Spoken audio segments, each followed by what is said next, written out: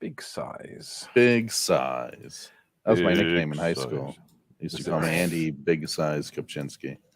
Sure. There goes old Big Size. Old We big are live. size. Are Oh. we? Good You want to lord. make sure that you don't say it too soon, though, because we'll get No, cut we off. spent plenty of time talking about big size, so we're covered. Okay. Oh, that's fortunate then, Mhm. because that Yeah, could have that's been good. dangerous, couldn't it? Right. Hey, Do we Andy's do a got to do sports this. update actually before we get started? Yeah. One last How sports many? update, How Gerald? many wickets? How many? Yeah. How many runs? Let me just. I've got to do it on my phone. Mhm. So. For those watching us on YouTube at some point, Gerald watches every sport, but only if they're super British, and then gives us updates. I watch, and because I'm such a cheapskate, I don't have television channels to watch it on, so I have to watch it on the internet and my phone. Okay, England versus Australia. England require 29 runs to win with 4 wickets remaining. That's pretty good. We might win this, you know. Yeah. That's And a what's I cool know. is only Very 2 fast people in the words. world know what a wicket is. a sticky wicket is actually a power up in cricket. So that's you can get one covered in honey, and it's harder to knock down. A power up in cricket. What? Yeah, what are you power ups. talking- Cricket has power ups. You get them from item Mhm. boxes. Yeah. I don't understand. This is what we do. This is what we do yes. before the show, everyone. Gerald talks about sports, and Andy and I talk about video games. Okay. Okay. Awesome. Yeah. All right. We can get started. This is Literary Roadhouse. One short story, once a week. I'm Andy. I'm an ace. And I'm 226 for 5. That's a cricket score. No, I'm Gerald. Sorry. It's good. It's well cricketed. Yeah. I'll educate you, you Yanks, if it kills me. Well, Sorry, Yeah. I'm interrupting. you should be. Go. Yeah. Because this is very serious business. Yes. This week we read 4 Steps to Hunt a God by Athar Fikry. And it was a story. It was a short story. Oh. Like I know, like this is a whole short story podcast, but oh boy, this is one of the short ones. So you go read it. Probably you don't even have to pause the podcast, and by the time I finish this sentence, you'll have read it if you didn't already read it. But here we go.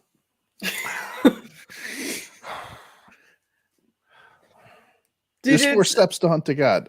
You show up, right? Someone takes your god is kind of why you need to hunt a god. That's what's important. Someone's taken the god of your world. You're like, oh shit, now there's a void in my heart and in the world where God once was.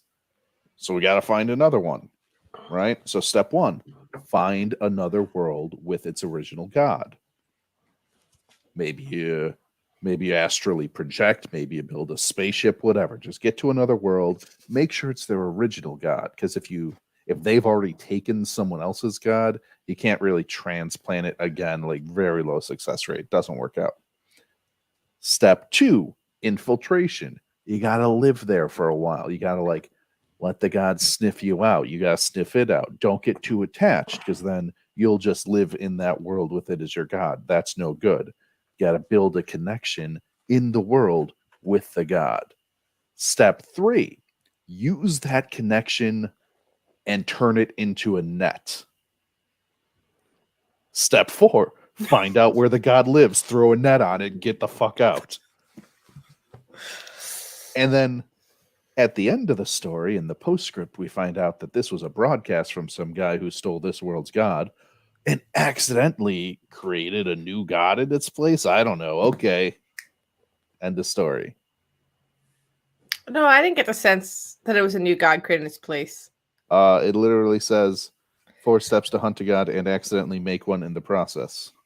Yeah, but that one, the accidentally make one in the process was okay. I kept getting confused as I read it between. Well, so this is the point I wanted to go back to. But like, okay, that's what the text says. Now, please continue. Yeah, it's confusing.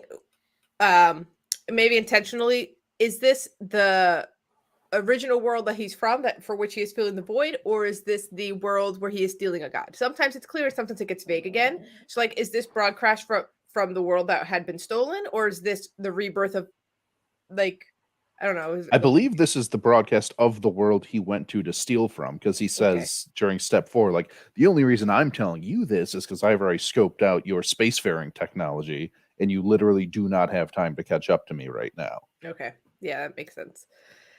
Yeah. Also, the other thing that was a bit confusing is when he said, let me find it actually. Yeah. Because it's that gods don't just leave, they don't want to leave, they don't die.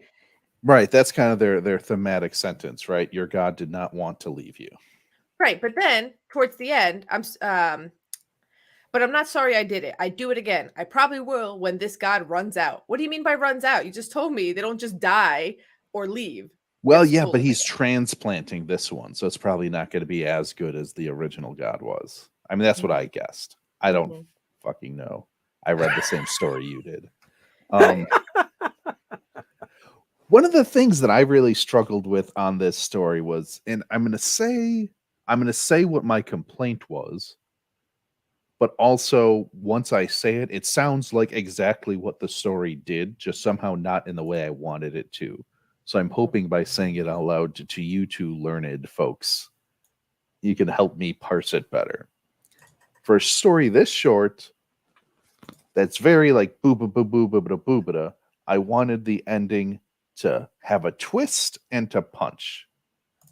And somehow the fact that it does have a twist in that somehow we've accidentally birthed this new godling unintentionally doesn't count for me. I don't know why that doesn't count. That seems like exactly the sort of twist I would want. I think it doesn't end on it so much because the thing that it's ending on is that your God did not want to leave you. Yeah. But that's the broadcast of the new God. Yeah.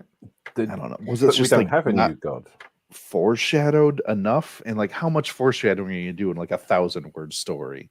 I don't know.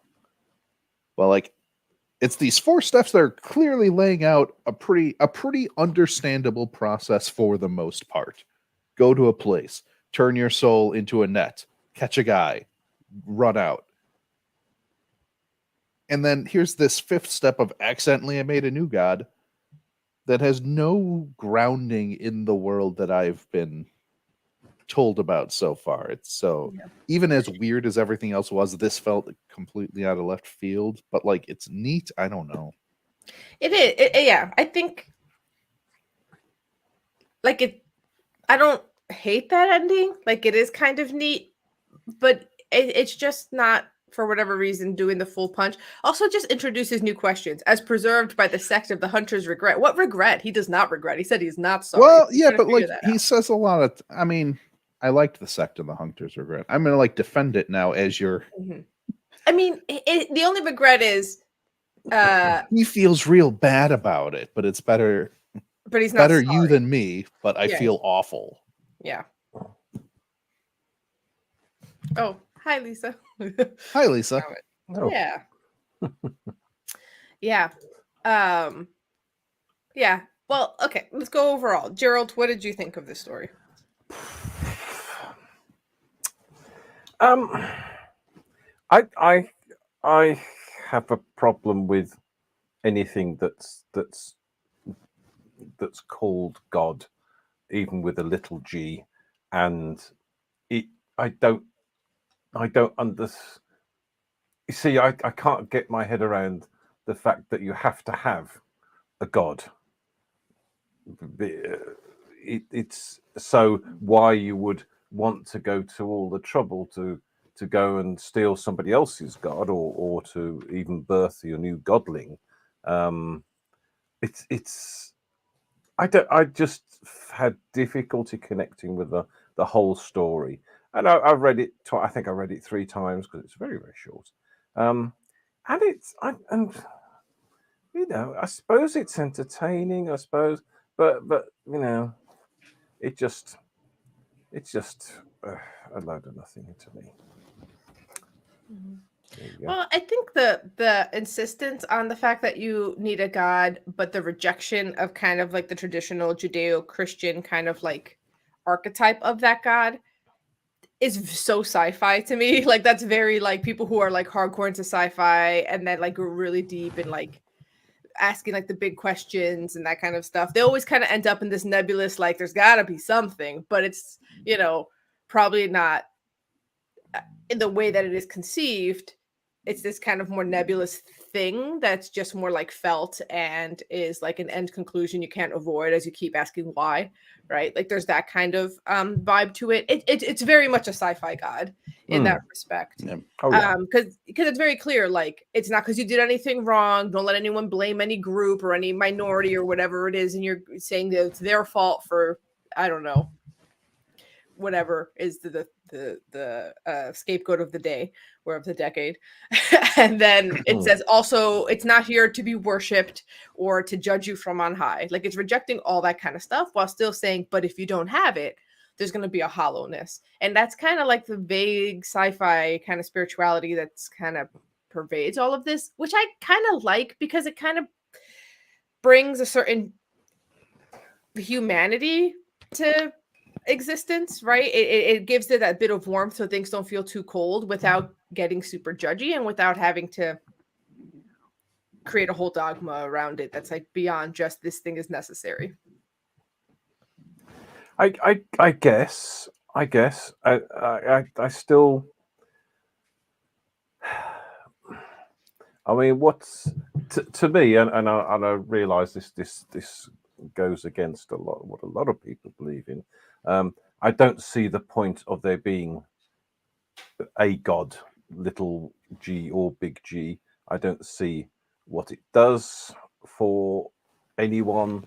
And I suppose if it gives people something to believe in to help them in dealing with issues and problems and illness and that sort of thing. I know a lot of people are comforted by the thought that there is something beyond death, which and it's sort of it's this sort of, I suppose, mysticism surrounding God and surrounding the idea of being able to have something other than the sort of corporeal body that we exist in.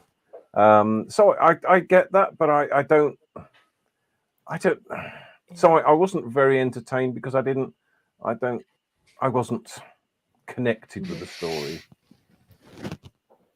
Yeah. Well, I also think Little God G, it's not just about needing to believe that there's something after life. I think it also just is to give meaning to life itself. Because if everything's just random chance, like it was, then I kind of end up where Thomas Ligotti was, which was, okay, so none of this actually matters. It was all random chance. And the fact that I know people I love are going to die and that eventually I'll die is just some fluke sounds awful. Like the fluke ended up with this. The fluke is this. We could have had anything. Like we could have had random chance to give us anything, and we ended up here. Why? Right? Like there is. Then you get like you kind of almost need this, or else it's like there's no reason why there has to be a cycle of life and death if everything's a fluke. Do you know what I mean? Like why? It could have been anything. Yes, I get that, but it's sort of it's taking steps into existentialism and things, isn't it? That yes, there are. Well, when you look at the old sky up there are billions and billions of stars. There are all sorts of different chemical makeups of planets, and because we're on this one, I can understand that we. Sorry, USA. Best one. Woo, Earth. We're going Earth now. Yeah, this one. Yeah. This one. Well, I meant the best part of the best one. Yeah. Oh my God. But we weren't looking for a planet to exist on, were we? So it's if this planet didn't exist with this particular set of this particular makeup, then we wouldn't exist at all. So it's not like we'd say 100% agree, but to me, that's why you kind of need a god, or else it makes the fact that we do really obnoxious, in my opinion. Like, what happened? I don't understand. This was the best that random chance could do. Yeah. Yeah. I don't know. And I suppose that the fact that we can destroy the planet, as we maybe seem to be doing, is a lesson for humanity. Perhaps there's a reason why everything is, but yeah, I don't know. Well, I would just like to take this opportunity, as I try to do on so many of these episodes, to just fully dunk on the British people and Britain as a concept, and just Okay. say, Why? Gerald, I understand your point, but I feel like that's really the most British thing you could say. Within the context of this story specifically, it's outlined pretty clearly why you need a god. Because if you don't have a god on your planet, you are hungry and there is a void. But then Gerald hearing that is just like, yep, that's existence, right? Yeah. Dum dum.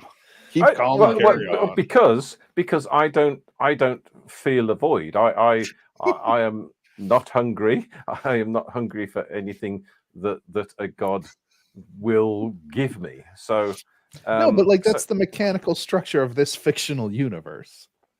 If there, you could call, instead of God, you could call it salad. And if your planet doesn't have a salad, you will be hungry and have a Yeah. void. Doesn't matter Sure, what you there is- call it. It's a mechanical.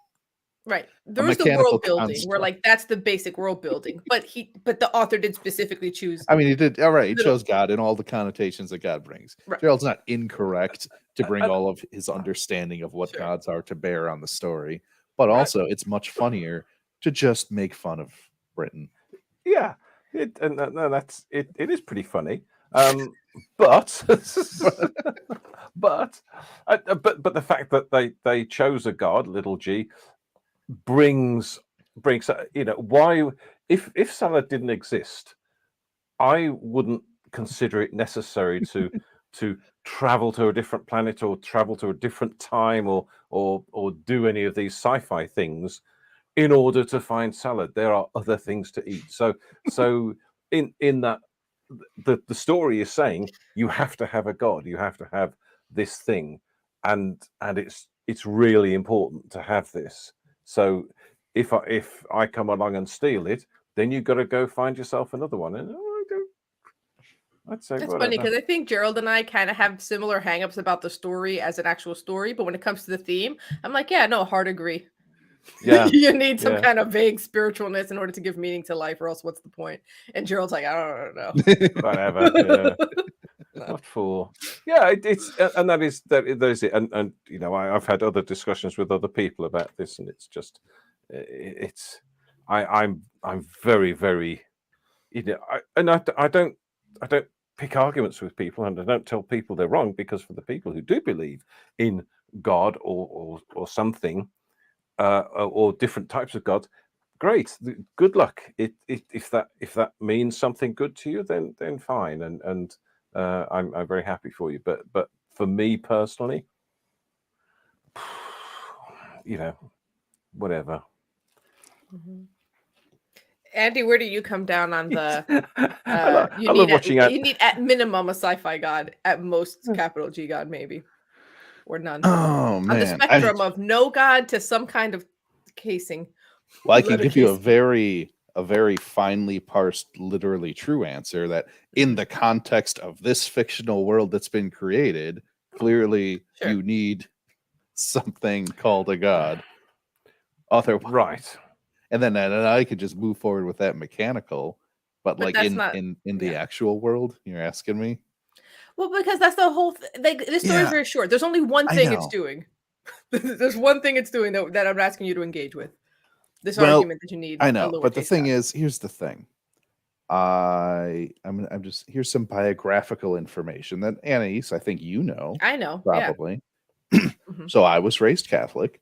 I went to Catholic school from preschool through high school, and then I went to a Jesuit university for undergrad, where I minored in theology and majored in philosophy, and then I went to law school at a Jesuit university, where I also took a course in canon law. So mostly I don't believe in a whole lot except the vague concept of rules So as long as something's imposing rules on me and I feel guilty about it, You're good. I'm good. Okay. It's the guilt, isn't it? But It's the really something, the guilt. but the something now is a capital S. It's a lowercase g and a capital S. It's Right. a something God with a lowercase g. Something's imposing rules on me and I feel bad. That's the sci-fi God, kind of. Just more Catholic. That's good. I like that. Thank you for the explanation, Andy. I think that's yeah. It's you see, I don't have that. I have no. I the only reason I went into a church was because girls were there. So that's pretty good. And I liked singing. Boy. The singing bits were good. I liked singing. That was, but all the rest of it just didn't touch me at all. But so yeah, I see, and I think that's the problem with the story is because they call it a god. I think if they'd have called it something different. That's not the problem with the story, because that's the whole point of the story. Like it has to be a lowercase g God, because that's the whole thing the story is dwelling on. Now you can say you don't agree with it, and that's fine. Yeah, and I say that's the problem with the story is because by using the word God, it's bringing with it all of the but like it wants to. It's trying to. Yeah, of course. And you know what I really liked about the story? Go on. I like that little sentence description where they're talking about how you can tell if a planet doesn't have its original god. It's like, oh, is the world aware of the god? Is the god aware of the world? Can you see the god stretching over the horizon like a bloated, beautiful, hateful insect? I'm like, oh, so that's what you're trying to accomplish. You're trying to get something stretched over your world like a bloated, beautiful, hateful insect, because that's better than having nothing. But if it fully integrates, then that goes away. Right. Yeah. So I'm trying to think of something that I like about this story, because I don't hate it. I don't object to it on principle, or I don't hate it. I just don't see the point of it, and so it's like if they were saying, oh, I've taken all your lithium out of your lithium mine, so you can't make batteries anymore. Yeah. How are we going to make watches? Yeah, and electric cars and stuff. So you got to go find some lithium from another planet or something.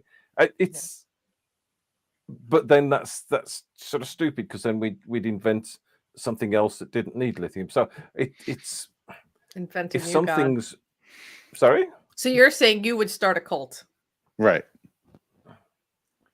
I would start. Why would I start a cult with a false god? Because you have to invent a new god using your thing. We're like, fine, we don't have lithium. Well, then we'll make batteries out of something else. Well, we don't have our original lowercase g god. Scientology. Yeah. It's the only option. But I don't need it. I don't need God to make my car work. So I have no need for it. So if someone else wants to go and invent something to fill that absence, that's fine. Scientology or whatever. Stealing other planets' gods. I think our original god totally would have been cool with that. You think? He's not judging. Extent so says he's not judging that I'm running around stealing gods. Wow. Can you have more than one on a planet? I have a follow-up question. What happens if you hoard gods? Well, because there's a godling, so they talk about that sometime when the god grows up, it will tell us how it came into being, and you just think, so what if somebody went off and found a different god and then came back and then, oh, we've already got a godling. Can it adopt the godling? I don't know. Also, maybe they just make out. Yeah, this godling also appeared spontaneously, as far as we can tell. The baby god was a spontaneous god rebirth. Right, born of the hunter's regret. Which Get you to another level of why, though. So now you need another god. That's the problem with it. Anytime you try to define God with any kind of title case, upper, lower, alternating, like a SpongeBob meme. As soon as you identify it, now there's got to be another layer. Like the missing link, but different. The missing source. Yeah. The unmoved mover. Yeah. I only need at least one source removed from me, more or less vaguely defined, to feel fine. I don't, Right, need I to don't give go a any shit. further. Yeah. Yeah. Well, who created God? Don't care. Yes. Do not care. That's his problem. That's Well, we yeah, created. not my That's problem. the thing. We created God, didn't we? We created All God. right, We okay. created this God that sort of doesn't exist. Therefore, Annie's, I think you lost your audio there. what? What did you do? I don't know. So here's a fun fact about world building from the graphic novel series Watchmen. Okay. That people didn't notice. I don't think. Maybe people noticed, but I'm just gonna bullshit about this while we see if Eddie's comes back. Okay. Cool. The reason they have Zeppelins all over the place and also electric vehicles is because of Dr. Manhattan. He just transmuted other elements into helium so they could have helium Zeppelins and not have to mess around with hydrogen. And same, he made a bunch of lithium. So just have easy batteries. Wow. So that's a fun fact about Watchmen. How's your audio, Annie's? I don't know. You tell me. Can you hear me? Yeah, it's pretty good. Yeah. You're now echoey, so yeah, it's like you're not using your proper mic. You probably something else. I thought we wouldn't fill an episode with this, but we have. Yeah, we've pretty much gone to our normal episode length. Yeah. Yep.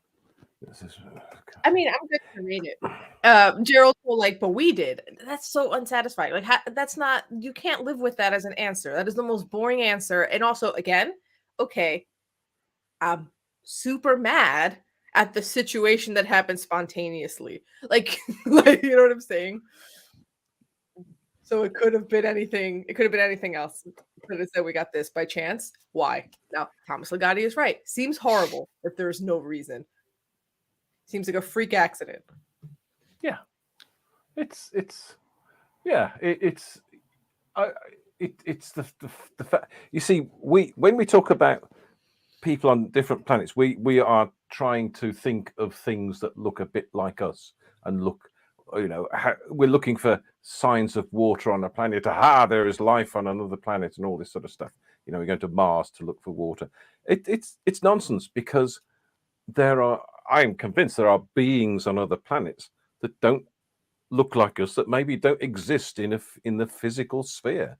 They're just bundles of energy which have logic and self-awareness, perhaps. I don't know. So the fact that we are like we are, and this has happened over thousands and millions of years. We've come to be this shape and form because the ones that survived on this planet were the ones that procreated and created more little people. So yeah, good old Darwin. Yeah.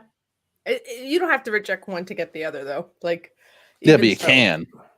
Yeah, you could. You want to. Have to. Yeah. Yeah. What if you insist on it? The sci-fi lowercase God is exactly what this author is proposing. It is mostly just an antidote against existential despair, more so than dread. Despair specifically. Yeah. Also can sit over the horizon. I like that so many of these things in the instructions were just very metaphysical instead of very matter of fact. Like, yeah, so then you just turn the roots the God grows in your soul into a net. Just make it a really big net. I'm like, okay, but how do I turn something in my soul into what sounds like a physical, actual net? Just do it. Just make it big. Make it bigger. I don't understand the problem. This is pretty clear to me. The process seems to be actually throwing a net over God. Yeah, that's the best part. Right. Find all out this, where the god lives, which is strange, because and then you already told me They it's nab big 'em. and insect like around this whole world, and then you're like, but also like has a home. So like go to its house. well, Yeah, like it's- that is clearly a god that lives in the sky Get with your net to capture a really it. big net. All right, Nab are we 'em. ready your to read hand. it? Let it sniff your hand like a dog. Right. Perhaps that's got a spelling error or something. Perhaps we lost our dog, so you've got to find another one. Maybe that's it. Right, just That would transpose the explain. letters. Yeah, that would explain things. If You you lose lost your- your dog, you would feel a void and a hunger. Yeah, and you'd want another one. You want to go.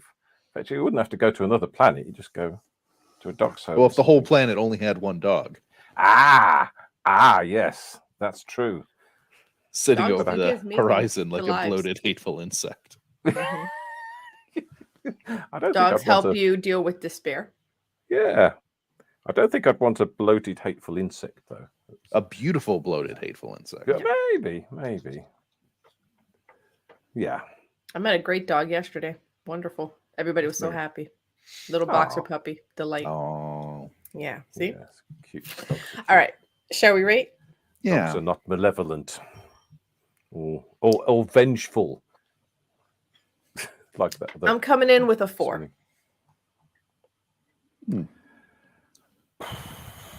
I was coming in at a 3. And I still like have some qualms about the ending that it doesn't hit me in like the right feels. But I've raised my 3 to a 4 overall. Mhm. And I'm at a 1. I don't see the point. So Okay. Cool. sorry. Oh, and in other exciting news, England won the Test match. Hurrah! Oh, Wow. Cricket. So we got the enough runs, Andy. it seemed like you weren't going to get that many runs. We got all the But runs. you only got 2 bases you have to run between, right? Each run Yes. counts as a run. Yeah. I You have guess. the When England's crossing of losing, the do you players. pray for them to win? No, good God, no. Maybe Do you it keep helps. calm and carry on? What's the point? It might help. Yeah. Well, yes, because we're going to get into all sorts of trouble now because praying does so much good I'm just saying. within the context of the prayee's mind, perhaps. Yeah. I'm praying for You're you. always saying, "Oh, England lost this, England lost that," and be the change you want to see in the world. Pray for their wins. Yeah. Okay. All right. All right. All right. Next week, we're reading Home by Agnes Chu. But before you go, tell us if you've successfully used this guide to hunt a god in our Facebook discussion group, the Literary Roadhouse Readers. Do you want to fill the godless void scraping your insides with more literature? Keep this podcast going by leaving a review of Literary Roadhouse wherever you get your podcasts or supporting us on Patreon. Every bit helps. And as always, share this podcast with a godling thrashing in your net. Until next time, read a good story. Godling thrashing in your